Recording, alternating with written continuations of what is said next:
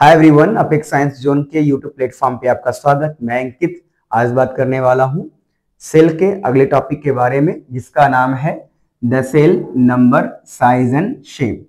The cell number की बात है based on number of cell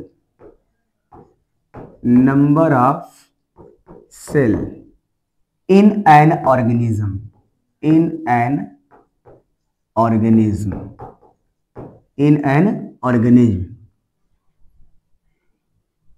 they may be either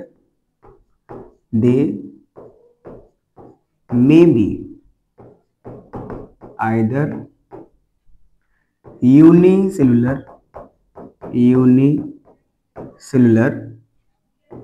or multicellular. आप कह सकते हैं कि जो ऑर्गेनिज्म है इनमें नंबर ऑफ सेल के बेस्ड पे ऑर्गेनिज्म को दो ग्रुप में डिवाइड किया गया है। एक हमारा है यूनिसेलुलर और दूसरा हमारा है मल्टी सेलुलर। तो यहां पे हम कह सकते हैं कि आपके दो हैं। पहला हमारा जो है यूनिसेलुलर है, यूनिसेलुलर, और दूसरा आपका है मल्टी सेलुलर है। अब जरा देखिए, यूनिसेलुलर का मतलब होता है those organism which body is made up by only one cell. Made up bye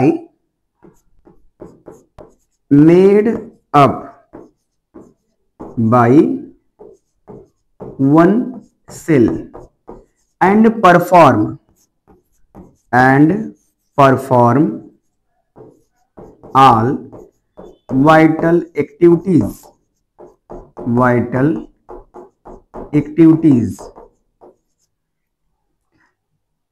ऐसे ऑर्गेनिज्म जिनकी बॉडी एक सेल से बनी है इन्हें हम यूनिसेलुलर कहते हैं। और जो सिंगल सेल ऑर्गेनिज्म है इनमें एक सिंगल सेल में ही सारी वाइटल एक्टिविटीज कंप्लीट होती है। वो चाहे आपका रेस्पिरेशन हो, चाहे आपका डाइजेशन हो, चाहे एक्सक्रीशन हो, चाहे आपका रिप्रोडक्शन हो। हम कह सकते हैं यूनिसेलुलर ऑर्गेनिज्म में सारे फिजिकल प्रोसेस, सारे जो है लाइफ प्रोसेस, सारे मेटाबॉलिक एक्टिविटीज एक सिंगल सेल में ही परफॉर्म होती है। नेचर की क्या खूबसूरती है कि एक ही सिंगल सेल है और एक ही सिंगल सेल सारे बायोलॉजिकल एक्टिविटी को परफॉर्म करने की क्षमता रखता है। वो चाहे रेस्पिरेशन में क्या होता है, रेस्पिरेशन एक आपका ऑक्सीडेटिव प्रोसेस है जिसमें ऑक्सीजन के प्रेजेंस में ग्लूकोज मॉलिक्यूल्स का ब्रेकडाउन होता है। ये हमारे आप में भी होता है। रेस्पिरेशन, ऑक्सीजन के प्रेजेंस में ग्लूकोज मॉलिक्यूल्स का ब्रेकडाउन होता है माइटोकॉन्ड्रिया के अंदर, जिससे हमें एटीपी के फॉर्म में एनर्जी मिलती है। डाइजेशन बड़ा सिंपल है। अब देखिए ना, रोटी का टुकड़ा बड़ा बड़ा होता है, चावल के टुकड़े बड़े होते हैं। चावल का टुकड़ा हो चाहे आपका रोटी हो, उसे हम तोड़ते हैं मैकेनिकल के द्वारा और केमिकल के द्वारा। मैकेनिकल की बात करें तो हमारा टीथ होता है, इस टीथ के द्वारा हमारे फूड के लार्ज मॉलिक्यूल्स को स्मॉल मॉलिक्यूल्स में तोड़ा जाता है। वही बात है केमिकल की, तो हमारे आपके बॉडी में अलग अलग एंजाइम्स होते हैं जो फूड को डाइजेस्ट करने में हेल्प करते हैं। तो लार्ज मॉलिक्यूल्स का स्मॉल मॉलिक्यूल्स में ब्रेकडाउन ही डाइजेशन कहलाता है। नेक्स्ट हमारा है एक्सक्रीशन। एक्सक्रीशन का मतलब होता है removal of waste material from our body. हमारे आपकी बॉडी से वेस्ट मटेरियल का रिमूव होना ही एक्सक्रीशन है। And the last one is reproduction that means production of new young ones which are less or more similar to their parents. Reproduction एक biological process है जिसमें एक नए बेबी का डेवलपमेंट होता है अपने जैसे की तरह, ठीक है। तो ये आपका रिप्रोडक्शन है। तो आप कह सकते हैं कि एक सिंगल सेल ऑर्गेनिज्म ये ऑल फिजिकल एक्टिविटीज परफॉर्म करता है। एग्जाम्पल में आप देख सकते हैं जैसे अमीबा है, अमीबा है आपका, पैरामीशियम है,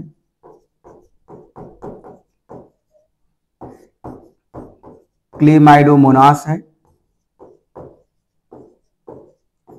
तो आप कह सकते हैं कि पैरामीशियम, अमीबा, क्लेमाइडोमोनास, इन सब की बॉडी एक सिंगल सेल से बनी होती है। आइए आगे देखते हैं। दूसरा जो हमारा मल्टी सेलुलर है, पहला हमने क्लियर कर लिया है, दूसरा हमारा है मल्टी सेलुलर। मल्टी सेलुलर की बात करते हैं। मल्टी सेलुलर, देखिए आपका दिया है मल्टी सेलुलर। मल्टी मतलब क्या होता है, जहां पे मोर देन वन की बात हो, एक से अधिक बात हो। जैसे मल्टीमीडिया मोबाइल है, एक साथ में आप कई सारे प्रोग्राम कर सकते हैं, ये मल्टी है। ओके, कुछ लोग कहते हैं भैया मल्टी डायमेंशनल है, कुछ लोग बोलते हैं भैया मल्टी टैलेंटेड है, यानी इनके पास कई सारे गुण हैं, है ना। ये डांसिंग भी कर सकते हैं, सिंगिंग कर सकते हैं, इसके अलावा तमाम प्रकार के इनके अंदर क्या है, क्वालिटीज है। यानी मल्टी वर्ड से आप परिचित हैं पहले से ही। तो मल्टी सेलुलर का मतलब क्या है, जहां पे एक से अधिक सेल हैं उसे ही मल्टी सेलुलर कहेंगे। तो ऐसे कई सारे ऑर्गेनिज्म हैं, जैसे देखिए आपका फंजाई है, फंजाई है, आपका प्लांट्स है, और आपका एनिमल है, animals including human beings, including human beings. तो आप कह सकते हैं कि मल्टी सेलुलर में हमारा फंजाई आएगा, प्लांट आएगा, एनिमल्स आएगा, जिसमें ह्यूमन बींग्स भी है।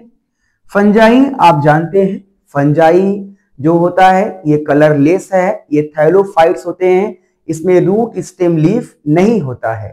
मशरूम एक आपका बेस्ट एग्जांपल है, किसका, फंजाई का। मशरूम को एगेरिकस भी कहते हैं, इसका बेस्ट एग्जांपल क्या है आपका, मशरूम है।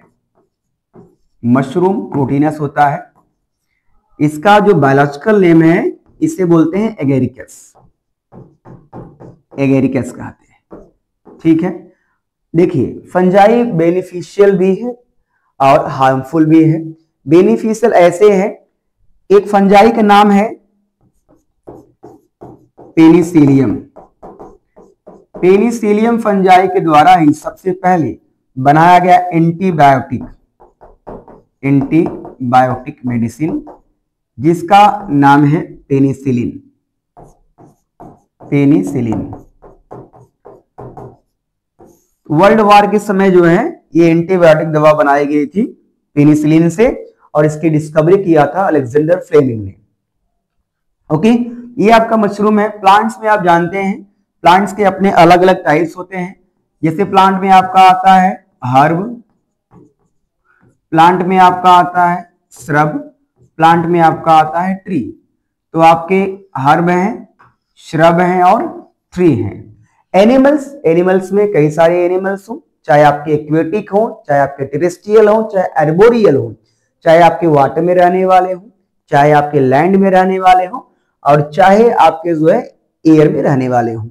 तो इसमें हमारा ह्यूमन बींग्स भी आ जाएगा। यानी कह सकते हैं फंजाई है, प्लांट है, एनिमल है, इन सबकी बॉडी बनी होती है केवल और केवल एक से अधिक सेल से, यानी कह सकते हैं मल्टी सेलुलर से बनी होती है।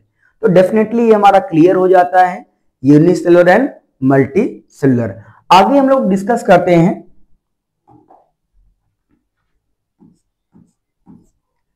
Cell size. अब जरा देखिए ना, सेल साइज की बात है, जब इतनी वैरायटी है सारे ऑर्गेनिज्म में, वैरायटी तो हमें है, हमारे आपके घर में इतने सारे लोग होते हैं, ठीक है, छोटा भाई है, बहन है, पापा है, मम्मी है, चाचा है। जब हमारे घर में इतनी सारी वैरायटीज मिल रही हैं, जरा सोचिएगा इस पूरे यूनिवर्स में, इस पूरे अर्थ पे इतने सारे ऑर्गेनिज्म हैं, जब उनमें डिफरेंसेस हैं, वैरायटीज हैं, तो ये निश्चित रूप से आप समझ सकते हैं कि सेल की साइज में भी क्या है, डिफरेंसेस हैं। स्मॉल सेल्स की बात कर लें, स्मॉल सेल्स की बात कर लें तो आपका जो है बैक्टीरिया, जिसका आपका रेंज 0.1 माइक्रोमीटर से आपका 0.5 माइक्रोमीटर होता है। और वहीं हम बात कर लें लार्जेस्ट सेल की। लार्जेस्ट यदि हम लोग सेल की बात कर लें तो लार्जेस्ट सेल में हमारा आ जाएगा ऑस्ट्रिच एग। ऑस्ट्रिच एग, शुतुरमुर्ग। शुतुरमुर्ग देखिए उड़ता नहीं है, भागता है बहुत तेजी के साथ, है ना। इसका एक बहुत बड़ा होता है। वैसे नॉर्मली आप एक तो खाते होंगे, चाहे आपका जो है बत्तख का हो या इसके अलावा जो है मुर्गी का अंडा हो, है ना। प्रोटीनस होता है, उसमें एल्बुमिन प्रोटीन होती है, कैल्शियम भी होता है। तो जो ऑस्ट्रिच एग है, ये ऑस्ट्रिच एग बहुत बड़ा होता है, कम से कम आपका होता है 18 सेंटीमीटर। इसके अलावा हम लोग डिस्कस कर लें प्रोकैरियोटिक का। जो प्रोकैरियोटिक ऑर्गेनिज्म होते हैं, प्रोकैरियोटिक ऑर्गेनिज्म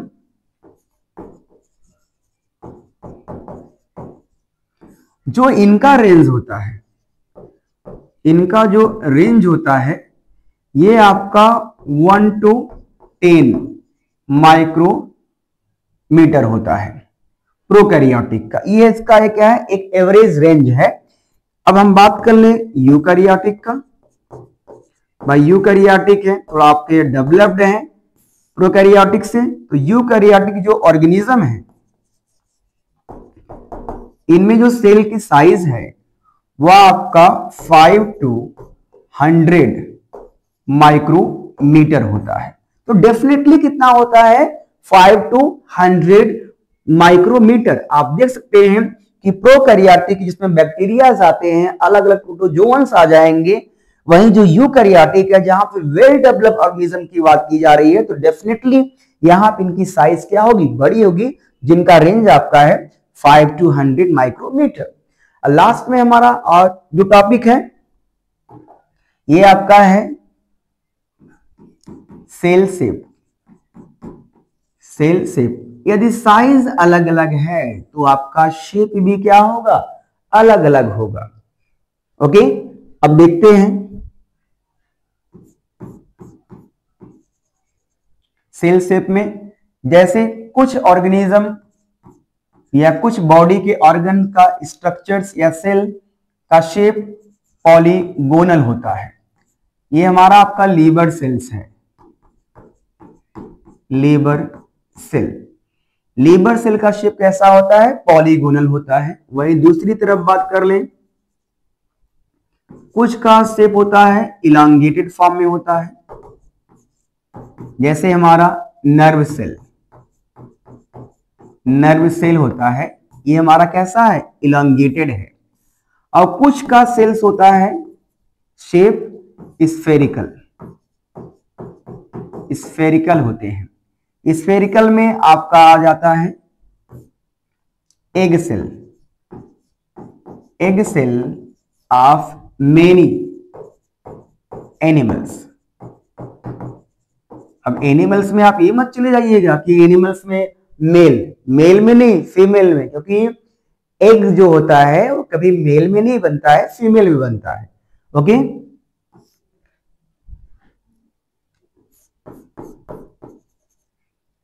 क्यूबोडियल शेप भी होता है, क्यूबॉइडल शेप होता है।